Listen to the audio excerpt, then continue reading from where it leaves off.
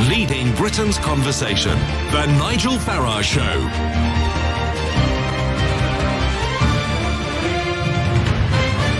Good morning, everybody. Well, the war of words between Russia and the British government shows no sign of abating whatsoever.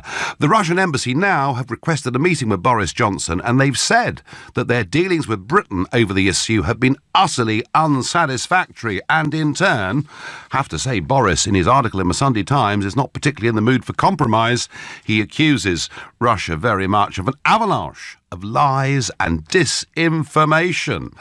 He points out, of course, that whilst we don't actually know for certain that this Novichok was made in Russia, he does remind us that Putin in the past had said that traitors would kick the bucket. He also has quite a big go at an infantile Jeremy Corbyn, who he calls a useless idiot. So I'm asking you this morning whether you think that Boris, in his role as Foreign Secretary, should meet the Russian ambassador. And if you think, yep, that's the right thing to do, call me on 0345 6060 973. Or maybe you think, oh, no. If he did this, he'd be playing straight into the Russians' hands, in which case text to 84850. Maybe you think a meeting should have happened already. Tweet any views you've got using the hashtag Farage and LBC at LBC. Watch us on Facebook and comment there too. But I'll tell you what we'll do. Before you answer the question of whether Boris, in his role as Foreign Secretary, should meet the Russian ambassador, why don't I ask somebody who I know is going to have an opinion on this, which is former Foreign Secretary Sir Malcolm Rifkin. Good morning, Sir Malcolm. Good morning. Thank you very much indeed for joining us. One question that does interest me is, there was that interview on German television where Boris said it was categorical that this agent had been made in Russia, and there was a high degree of certainty from the Prime Minister on this, and she went to a European Council, and the British persuaded 29 other countries to join them in expelling Russian diplomats. Is it possible, just possible, that we might have jumped the gun on this? No, I don't think it is possible, and I'll tell you why. I mean, first of all, let's be quite clear what's at stake. When Litvinenko was poisoned by the Russians 12 years ago, and we identified a guy called Lugovoy as being the person most likely who we wanted extradited, if he'd appeared in the British courts charged with murder, what the jury would have been told is you can't convict unless you're satisfied beyond reasonable doubt. Not 100%, Yep. but beyond reasonable doubt. So let's apply that test. And what we have at the moment, and it's quite clear from Porton Down, that they are absolutely certain that it was Novichok, the Russian nerve agent. It's only made in Russia. They themselves said only a state actor, by which they mean a government, could have produced this stuff. And it's a Russian spy who's being attempted murder. So, if it looks like an elephant and it behaves like an elephant, then you're pretty certain it is one, Yeah, but it is possible, is it not, that this was not sanctioned by Putin, that it was somebody over whom he'd lost control. After all, this guy Skripal would have been seen by the people he worked with as a traitor, somebody that betrayed them. Is there not a possibility this could be revenge? If that was at all likely to be the true explanation, one would have expected a responsible government, if that's what Putin represents. Immediately this all broke to say, we are as horrified as the United Kingdom if Novichok has been used to attempt a murder of these people. We will make immediate inquiries as to what we can find out from our intelligence agencies. We will want to work with the British government. And instead, in fact, they did what they've done on every single occasion. They've been found with their fingers in the till.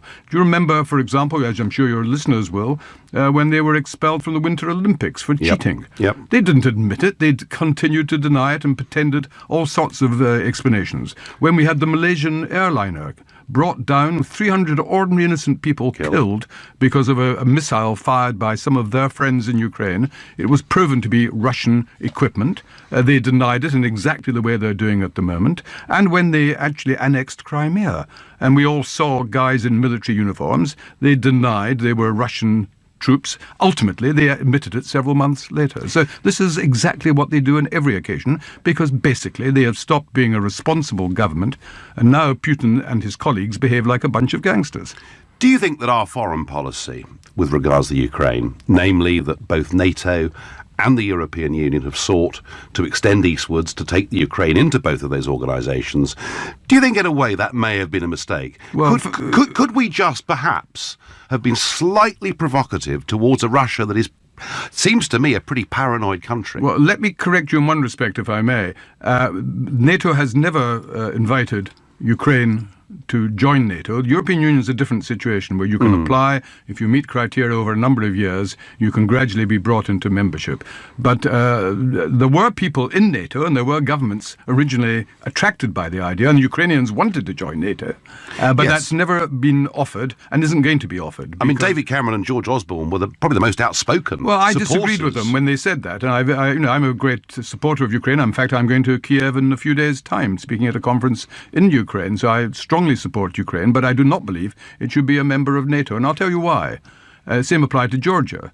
Joining NATO means that the existing countries of NATO, under Article 5 of the treaty, promise to use all means necessary to defend you. That means, in practice, we would have to go to war with Russia when they had annexed Crimea. There was never the slightest possibility of us actually starting a war with Russia over these issues, although we deeply disapprove of what they've done and have supported very tough financial and economic sanctions, which are hurting Putin in a very significant way. So you can't accept people into a military alliance unless ultimately you're prepared to go to war if their territory is endangered. Yes.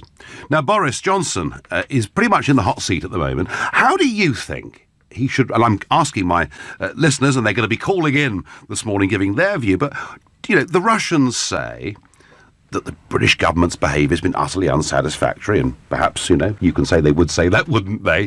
What should Boris Johnson do? Should he meet the Russian ambassador or not? I think the current Russian ambassador is probably the last person he should meet in any circumstances.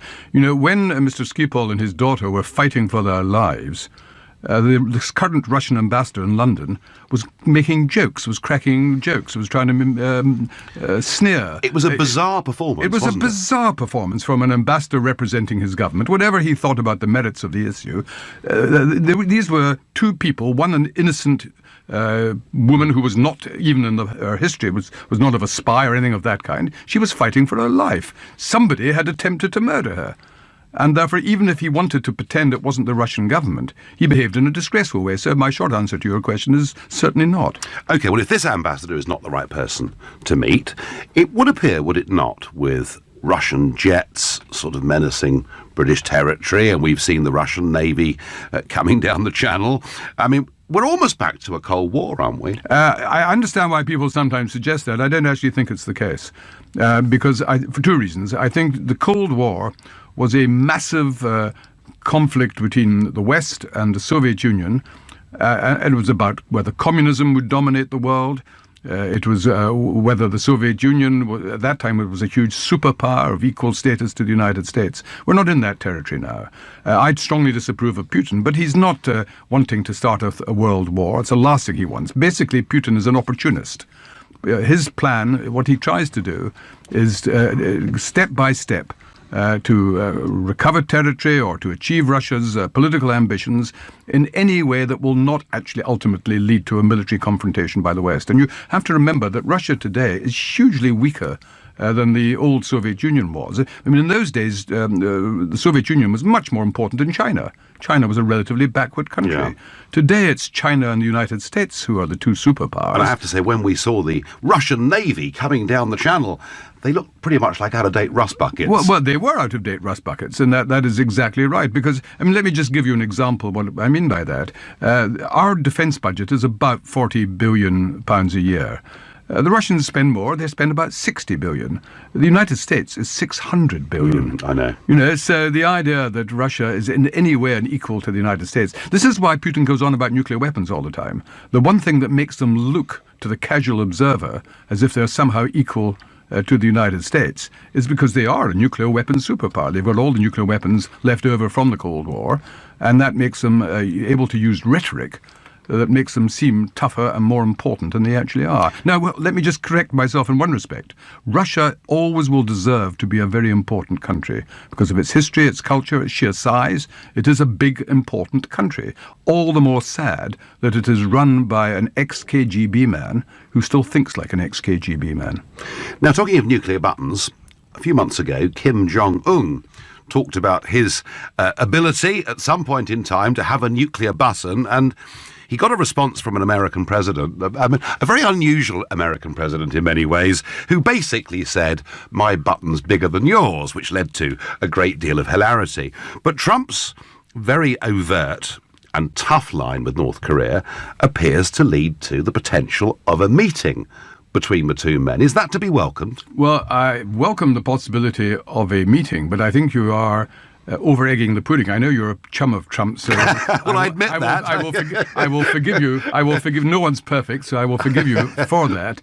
But the single most important reason, in my view, why Kim Jong-un is talking about negotiation and possible denuclearization is not Mr. Trump or even the United States. It's actually China. What has become clear in some of the reports we've seen in the last couple of weeks is that although the Chinese publicly have not supported very tough sanctions against North Korea, in practice, the oil and gas which they normally supply, various other forms of support they give, have dried up completely in the February, where it's the last month for which we have trade records, and therefore they have put a huge squeeze. And that is why Kim Jong-un turned up in Beijing a week or so ago, trying to be constructive and helpful. Well, I'll try one more time. Could it be that Trump's pressure has actually made those sanctions work? Well, the only thing I will say I think Trump is a pretty ghastly president, so I'm not going to in any way suggest otherwise. However, for a man like Kim Jong-un, who relies on wild threats of starting nuclear wars, when he gets an American president using the same sort of rhetoric and sounding as volatile as he might be, that makes him nervous. It makes all of us nervous. It makes me worried when some of the things Trump says. But when he talks about being big rocket man as opposed to little rocket man, and we will destroy you and all this sort of stuff. Fire and fury. Sure. Then obviously that creates a maximum volatility, which Kim Jong-un may very well have noticed. But I come back with the point that the single most important real reason is the massive squeeze on his economy from the Chinese. They share a border, and China, if it wanted to, could extinguish North Korea economically in about 48 hours. And finally, we have just under a year to go until the expiration of Article 50. How is the British establishment, which you've been a part for many, many years, how is it? So have you, Nigel. I may have been an MEP, but I've never really been welcomed with open arms by the establishment. I mean, how is the establishment coping with Brexit?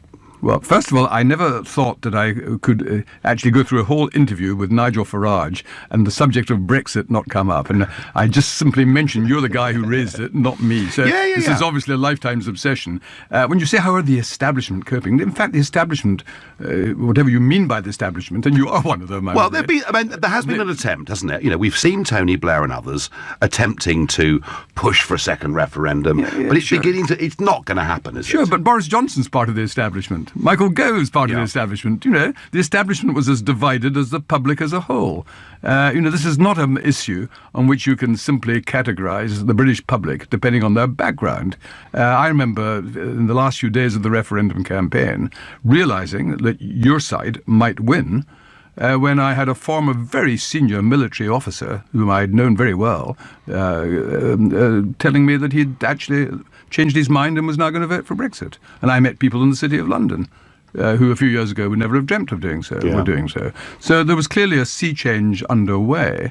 And that is one of the things that is healthy, extraordinarily healthy about this country, is that not that we always get it right or always get it wrong, but ultimately a democratic decision was taken in the most proper way by millions upon millions of people going peacefully to the ballot box and deciding what they wanted, albeit by a narrow majority, deciding what they wanted the future of their country to be, and the government and what you call the establishment overwhelmingly respecting that decision. Yeah, I think that's where we are, actually. I think those voices now that are calling for a second referendum, are calling for a rerun, are looking rather silly. Look, we have a population of 50 million people. I mean, the fact that a few hundred people may be calling for that, yes, doesn't actually need people. You don't need to lie awake worrying at night. No, I'm not. Don't worry. Well, Sir Malcolm Rifkin, thank you very much indeed for coming in, joining us this morning. And Sir Malcolm, very, very strong in putting together the pieces of the jigsaw. He's absolutely convinced that Russia are behind this poisoning and that the British government has got it right.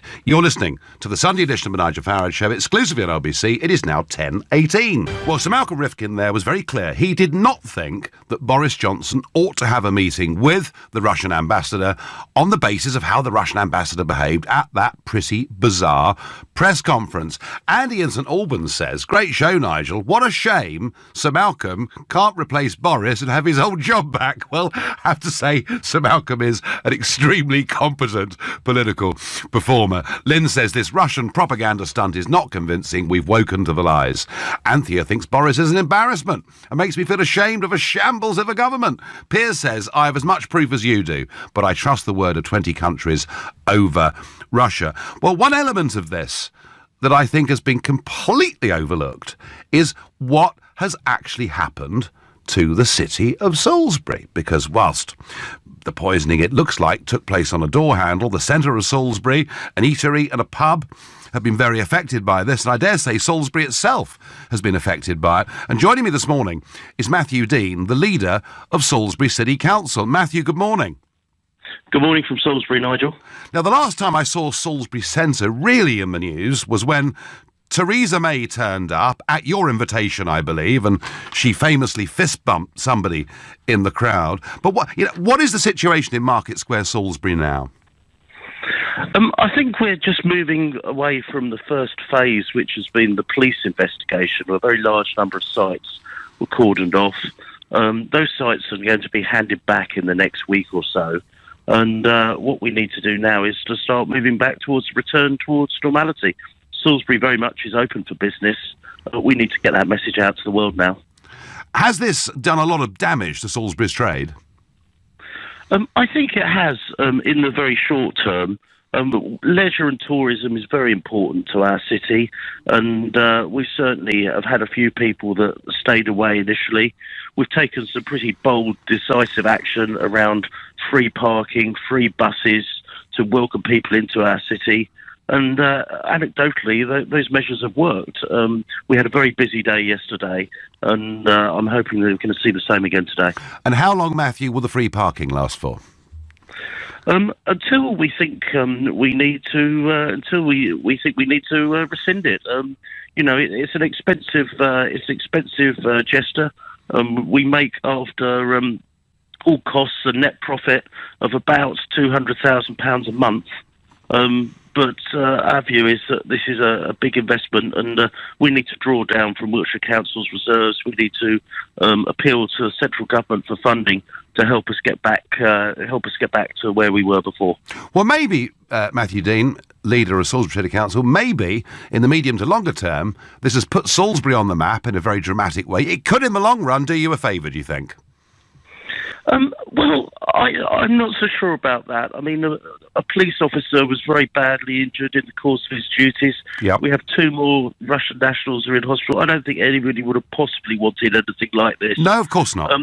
What, of course, it has done is it has shown us the remarkable resilience that we are as a community. We're home to the British Army on Salisbury Plain now, with the Army rebasing from Germany, and we have Porton down on our doorstep.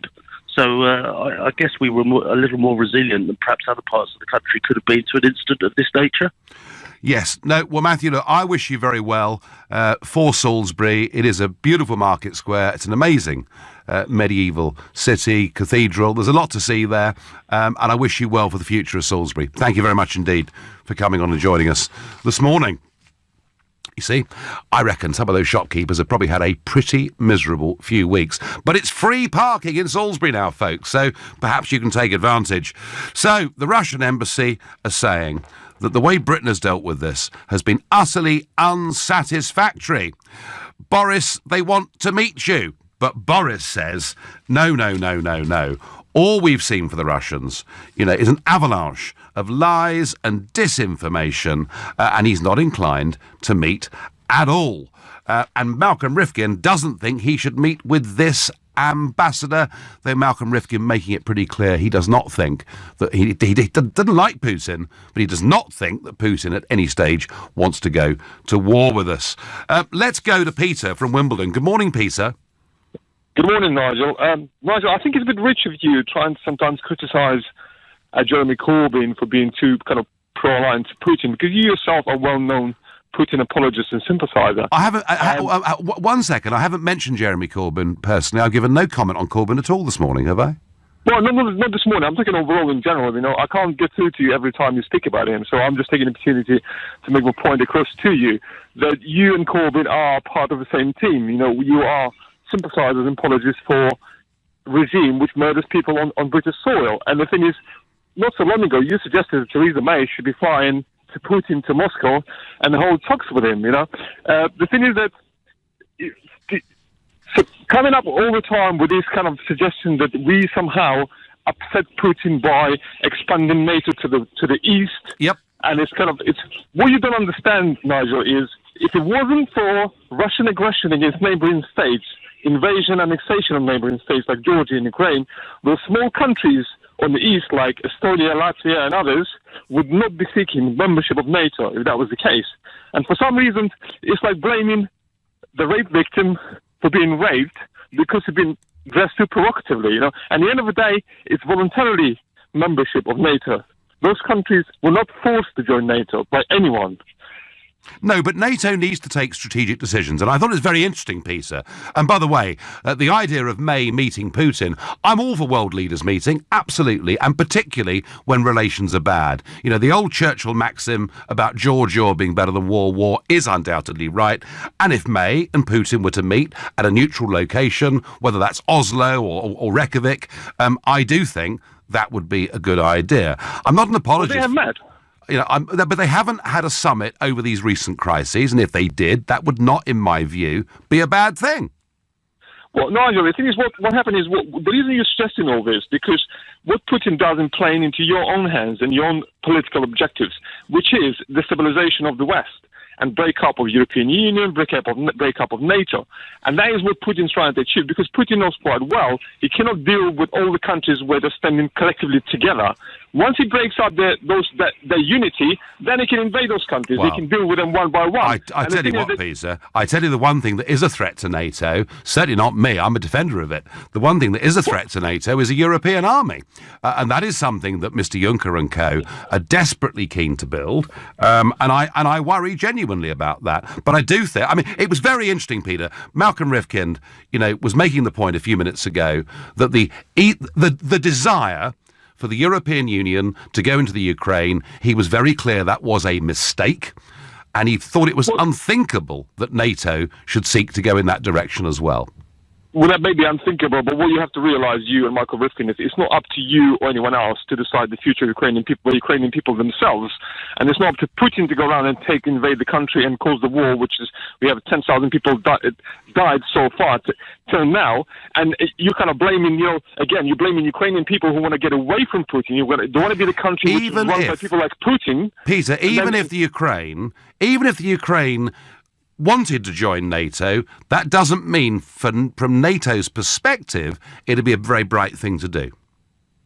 Well, whatever NATO perspectives are, it's irrelevant. The thing is that Putin invaded the country, started the war for the reason that those people don't want to be aligned with him. And the thing what I'm trying to say to you again, Nigel, is it's not up to Putin, it's not up to NATO, it's up to Ukrainian people to decide where they want to live.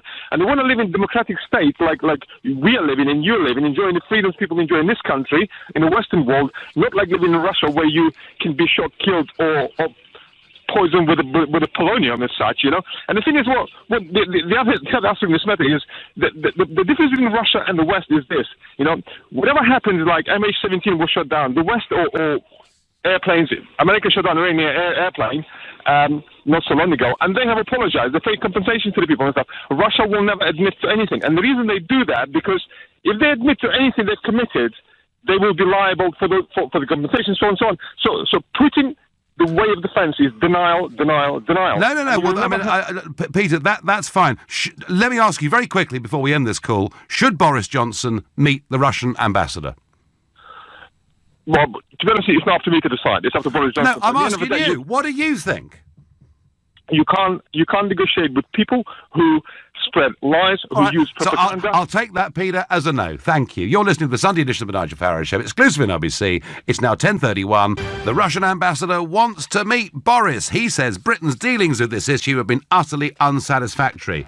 The Foreign Secretary himself, Boris Johnson, in the Sunday Times, not looking to me to be in the mood to meet anybody, saying that the Russians have launched an avalanche of lies and disinformation. Before we get back to that question of whether that meeting ought to take place or not, front page of The Observer today, £50 million backing for new party to break the mould of UK politics.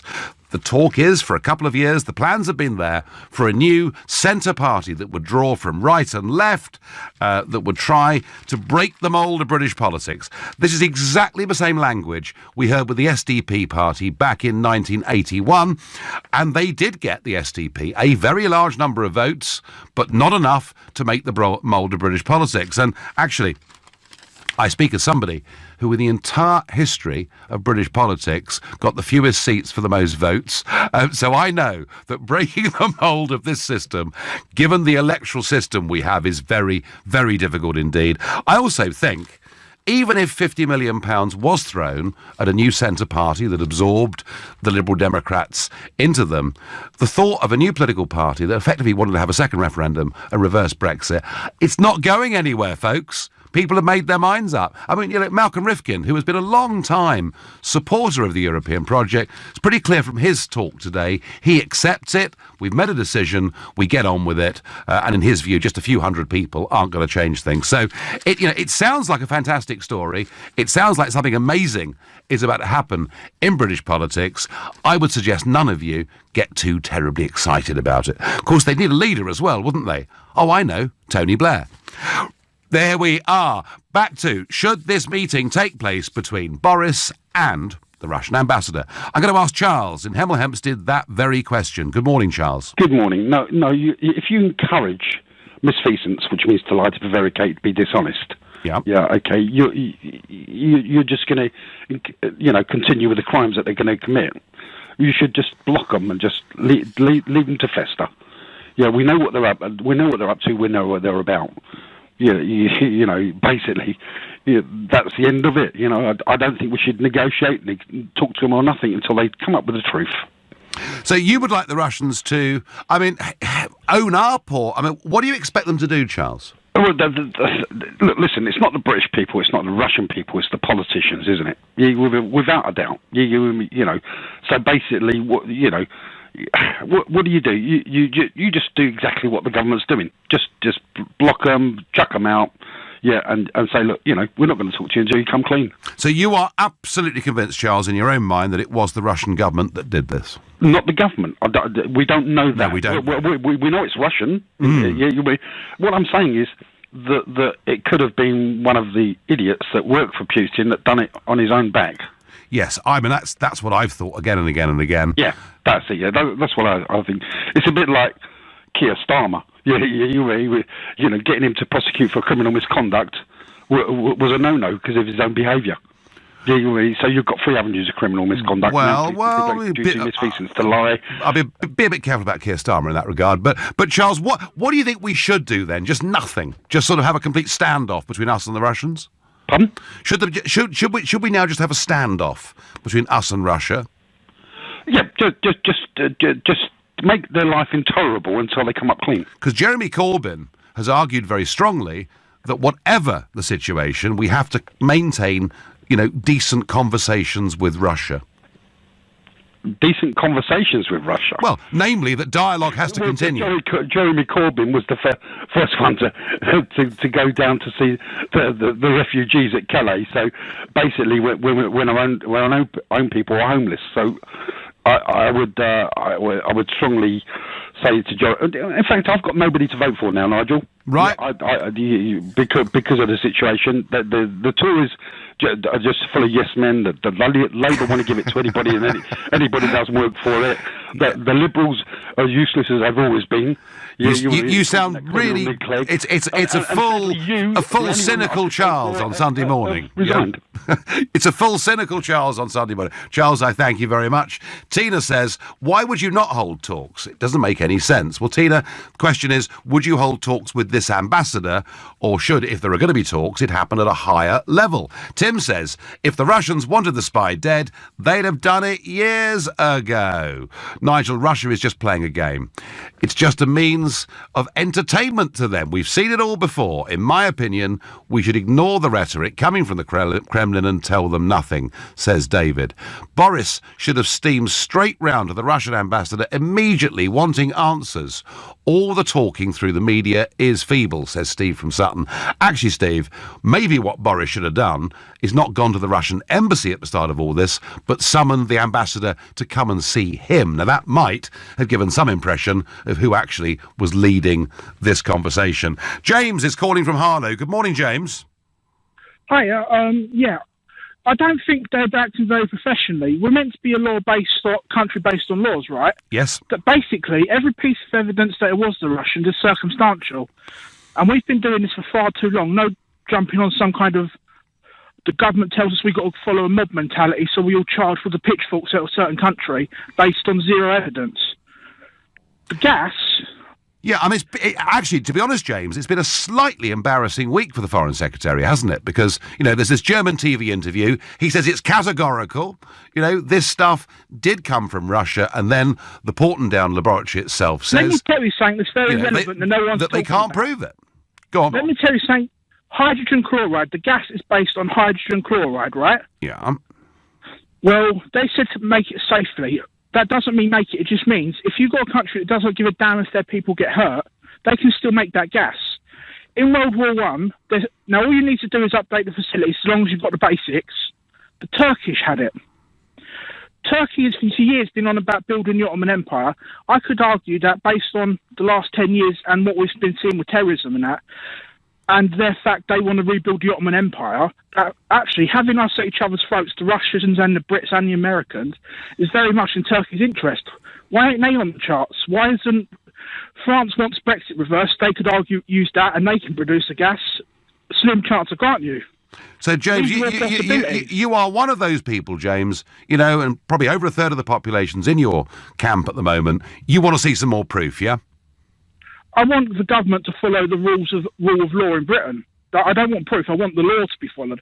The law is you do not jump on a bandwagon and blame a person. And yet we're doing that with the courts as well, blaming individuals with no proof. And now we're doing it with countries. Yep. When does it reach the point where someone says, this is insane, these people have got to go and something's got to be changed? James, you make a fair point. We have... I wonder whether the British government didn't just jump the gun a little bit in all of this and convince other countries it had to be done because they had proof, and at the moment they're now struggling a little bit, and I think the Foreign Secretary is in a bit of trouble over this. I thank you very much indeed, James, for your call. Is it possible that Russia didn't think we knew about Novichok, says John. No, John, not possible at all. The Portendown laboratory, was all over the fact that Novichok did exist. Nigel, the real prejudice against Putin's Russia is because we don't defer to the globalist plan. Rogue elements were behind the Salisbury incident, says Terry in Worthing. Mr. Rifkin, unfortunately, will never state anything regarding Russia. All he can say is that they have done it before. The main argument from Boris and Theresa was that it definitely was Russia. This has now fallen apart. Yes, Malcolm Rifkin was saying that you could never prove beyond doubt in a court of law, given what we have before us, that it was Russia. But in his view, given history, it is likely, very strongly likely, to be them. I thought the other thing that he said today that was very interesting, is, and I've, ever since 2005, when I heard Cameron and Osborne saying that we should go in, take the Ukraine into the European Union and not stop the argument that perhaps that meant ultimately NATO too. And Malcolm Rifkin today was very clear, wasn't he, that he thought that was a mistake. You're listening to the Sunday edition of the Nigel Farage Show, exclusively on LBC. It is now 10:45. So the Russian ambassador wants a meeting with Boris Johnson because he says the way the Brits have behaved over this has been utterly unsatisfactory. But Boris, not really taking any prisoners and accusing the Russians of an avalanche of lies and disinformation. Should Boris meet the Russian ambassador? Paul in Enfield, I'm going to ask you that very question this morning. Hello. Hi, Nigel. Nice to speak to you. I'd like to know what's going to happen to these fools that are supposed to be our government when it turns out this is a complete farce. The guy got sick on Sunday. Monday, they point the finger at Russia straight away. And it turns out it's a chemical that they don't have, but they have important down. I think it's an absolute nonsense. And also, Gavin Williamson. I mean, who else went for the job? Oh, I mean, yes, his statements on that were quite extraordinary, weren't they? Have you heard what he said to China about the South China Sea? Go on. He's going to send a frigate through the South China Sea to Australia because he's going to teach the Chinese a lesson about bullying neighbour states. I have to say, Paul, that whenever I hear him speak, I think perhaps this fella's been a bit over-promoted. Who else went for the job? It's unbelievable. And Theresa May has made so many bad decisions since she's been in, and this is another one. Also, it's interesting. This has come out after the Saudi prince who's come over because Donald Trump's bad guy, blah blah blah. Saudi's cool. We're selling 40 jets at £10 million a pop, and next thing we're having a go at Russia, who is stopping the war in Syria. And they're backing Assad. And they have this notion of regime change, which Clinton was insane about as well. They were thinking about they want regime change in Syria. Paul, we've been pushing regime change for years in lots of countries in the world without a great degree of success. Paul, I think the problem here is, you are somebody who clearly doesn't think it's Russia that did it because it wasn't in their interests. But Malcolm Rifkind earlier thinks all the circumstantial evidence points to it being Russia, and his key point was that had it been a rogue actor that had done it, why did the Russians not condemn the act itself, in much clearer terms? But Paul, there are lots of questions here. Isn't the real problem here that probably we will never actually know the truth? Oh, I think we will shortly. Do you? I think it's going to blow up in their face, and I don't know what's going to happen. What would be the consequences for a Prime Minister and a foreign secretary? No. If the Prime Minister has convinced 29 countries around the world that we had the evidence, and on the back of that they expelled Russian diplomats, including Trump's administration, who expelled 60, and it turned out they had jumped the gun and got it wrong, I think the consequences are pretty obvious. They wouldn't be around for very long. But I bet they will. They'll lie. Paul, you got it both ways, can you? If it was proven that it wasn't the Russians that did it, they would be... It can't be proven, can it? Well, that's the point I'm making to you. I don't think we'll ever know the truth of this, but I understand, Paul, your scepticism, and I can assure you... Nigel, can I say one thing, please? Yeah. When Ukraine was kicking off in February 2014, I was in Switzerland, and I was in a hotel, I was watching news channels, I was watching Al Jazeera. And at the time, the American diplomat had been caught by the Russians. Thought they were tapping her phone, but she was caught discussing who they wanted to put in. She didn't care who the EU wanted to put in as president. They wanted so-and-so. And this came out. At the time, there was football hooligans kicking off riots everywhere. And then all of a sudden, the guys deposed. There's a government put into the Ukraine, and they're instantly recognised by the EU without any kind of vote or anything. And the whole story's believed. When I came back over here, the angle, the prejudice on the news was unbelievable because I believed that we actually had free news here, and it's not. It's completely biased. Well, do you know, Paul? The truth about the Ukraine with that situation is that an elected leader of a country, he may have been corrupt, but an elected leader of a country was removed in a coup by people waving European Union flags. That is what happened. Thank you. Paul, thank you very much indeed. I must move on. We haven't had any proof, just a highly likely I get by text. We already know that Russia are working closely with Syria, a regime that is notorious for its alleged chemical weapons use. Would it be wrong to suggest maybe collusion between the two new government. Stephen Bristol, I've no idea about that. Nigel, I'm not a conspiracy theorist. However, the strongest concentration of this nerve agent was on the front door. It seems strange that nobody who was investigating this attack and presumably walking in and out of that door has been harmed. Perhaps I'm naive. It just sounds odd. Do you know, Matt from Sidcup, there are all sorts of different theories that abound on this, but I do increasingly think we will never, ever, ever really find out the truth. I wonder what Adam in Carrickfergus in Northern Ireland thinks. Good morning, Adam. Good morning, Nigel. Nice to speak to you again. Yeah, I totally agree with your previous caller. I think the British government will get egg on their face with this whole story. I don't believe the British government at all, because I'll tell you why, Nigel. If I had, the evidence which we have so-called got, I'd be wanting a televised interview with the Russian government, and with the evidence I've got, I'd put it to them on live TV. I mean, surely if you had that much evidence, you'd want to produce it to the people you're accusing. Surely. Right. So I don't understand it. So call the Russian ambassador's bluff, get him onto a major interview on the media, and get those questions put to him. Yeah. And call out to him. It's to me, looking at this as a layman, a working class boy. To me, it looks like we're running scared.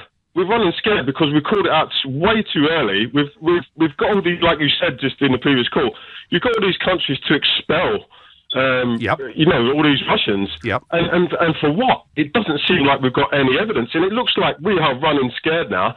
And the Russians have, well, come on then. What have you got? If you had something, you go, well, that's what I've got. Explain yourself. Adam, the one thing I would say to that, the Russian behaviour over all of this is very odd, isn't it?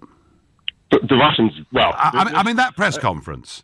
Yeah, I did watch that, actually. And what was that all about? What was that all about? I mean, it was a sort of a stand-up comedy routine. Yeah, it was a bit embarrassing for the Russians, I must admit. But then, that was embarrassing. Look at the way Boris Johnson's getting on. That's embarrassing for us. I mean, it's not stones. We live in a very, surrounded glass house. There must be some Boris Johnson supporters out there. Somebody ring me up and tell me that Boris is doing a great job. 0345 6060 973, because you certainly haven't convinced Adam in Carrickfergus. Adam, thank you. Let's ask Glenn in Wellingborough what he makes of it all. Good morning, Glenn. Good morning, Nigel. How are you? I'm well, thank you. So, should Boris meet the ambassador? Yes, it should have happened on the first day. Yes. The OPCW should have got them both together, sat them both down, done a full investigation, and nothing should have been released apart from we're having a full investigation, and that should have been the call. And the reason why they didn't, that I see it, is, which no one's talking about, is the connection between Skirple and Christopher Steele, who done the dodgy dossier on Trump, who is ex-MI6, and we all know how far the deep state is and what they're willing to do and how far they're willing to go.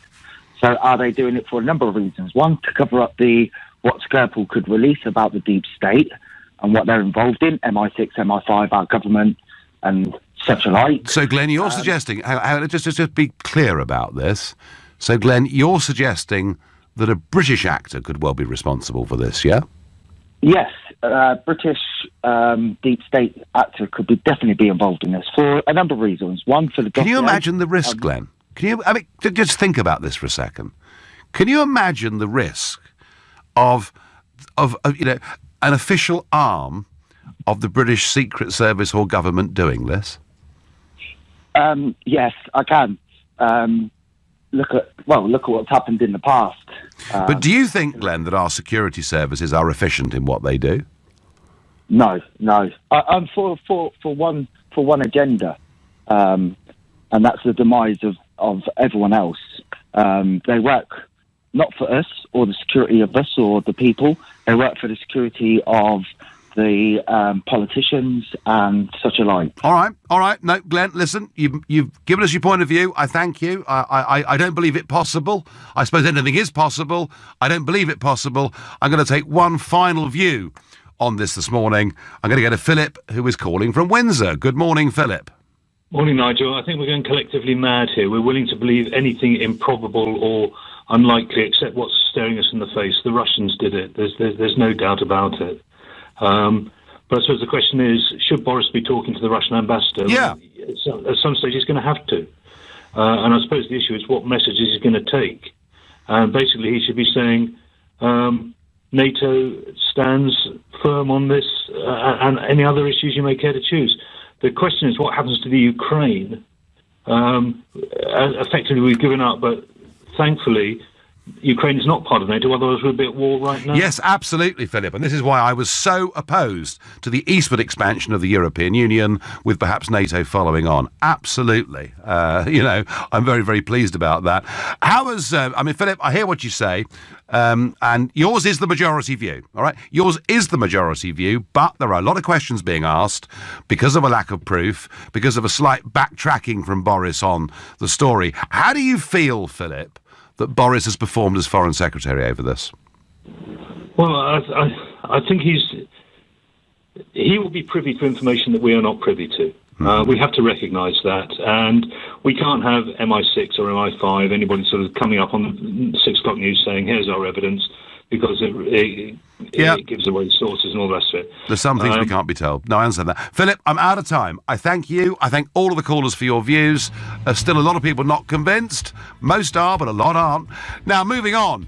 Police cuts are not to blame for rising crime. The Home Secretary has told us that actually we've got the officers and we've got the funding to tackle the violence that is growing on Britain's streets. Writing in the Sunday Telegraph, Rudd says she's going to unveil a serious violence task force to face the problem, and says the time for warm words and political quarrels is over. As the Home Secretary unveils this serious violence task force, do you have confidence that the government actually will be able to tackle this escalation in violence? Call me on 0345 6060 973, text to 84850, and watch us on Facebook, because we're live from London next. FM.